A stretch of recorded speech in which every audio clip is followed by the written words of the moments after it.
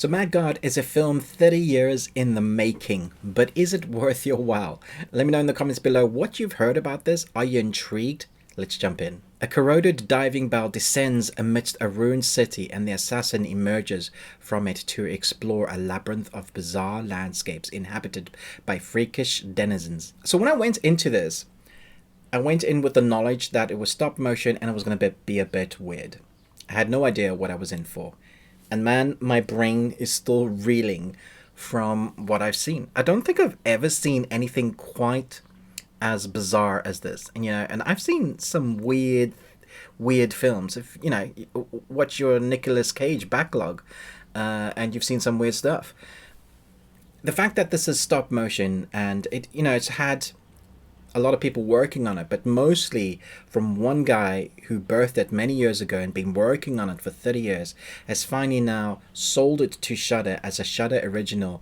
But it's had a pretty interesting reception at the festival units, and I know a lot of people liked it, but it's also very much going to split audiences because it's so bizarre, it's so out there, that basically the film is a showcase for what you can do with stop motion. In amongst that, you have a few live action actors, but 99% of this is stop motion. So it shows what you can do. It's excellently crafted, like what you'd expect from those stop motion films that you've seen. But then it's so graphic and so in your face that you don't know how to take it.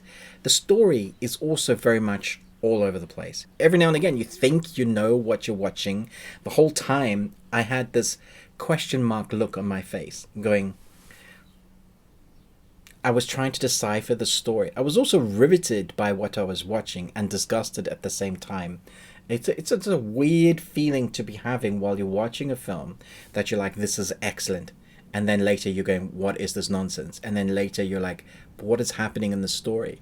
It leaves you questioning, and even at the end you understood that eventually the film is making a thematic preaching moment at what is happening in the world. It's a reflection on us. But at first you think you're rooting for a protagonist, that you think you know what's going on, but then that changes completely and kind of diverges on these various different showcases or these various different sets. It feels like you're going on a journey, and it's just snapshots of what's happening in this world. So you follow along on this journey, and often they're in a vehicle, and as the vehicle's moving across, you'll see these really grotesque and weird things happening in the background. It's definitely one of those films that you watch again, you'll see a lot more going on. There's so much detail and nuance into the sets that they've lovingly, painstakingly created. It's worth watching just for the creativity and the grotesque creativity of that. There were moments I was just blown away going, wow, this is incredible. But also I think I will never be the same again from watching what I've just seen. It's a film that's going to stay in the back of your mind for a while and get you questioning what you just watched, and also ask yourself, what did I just watch? What is this movie? What was it actually trying to say? The more you digest it, you'll understand the themes. But like I said, I don't think this is for everybody. It's a very strange, weird, interesting, different film.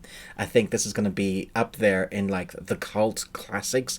It's definitely going to garner a group of core set people that will be loving this film for years to come and be celebrating it. I can imagine people going to the cinema and getting dressed up and shirts and slogans. I think that, like with the Rocky Horror Picture Show, that kind of cult status I totally see happening for this film. And then I also feel like there's going to be some critics that just think this is an absolute nonsense, and some people will be like, what was this movie? It's definitely feels like it's going to split audiences, and I think those are the best kind, the films that have something to say and dare to be different. So I'm not even sure I love this movie, but I did love aspects of it. Does that make sense? I have no idea how to rate this. Creativity, I would give it 5 out of 5 Nicolas Cages. For story, to be able to follow what's going on, I probably give it a 1. So make your pick. I think this is one you're definitely going to have to make your own choices with. I'm looking forward to what people think once they've seen this. Thanks so much for watching, but most of all, until next time, remember, live long Tuesday.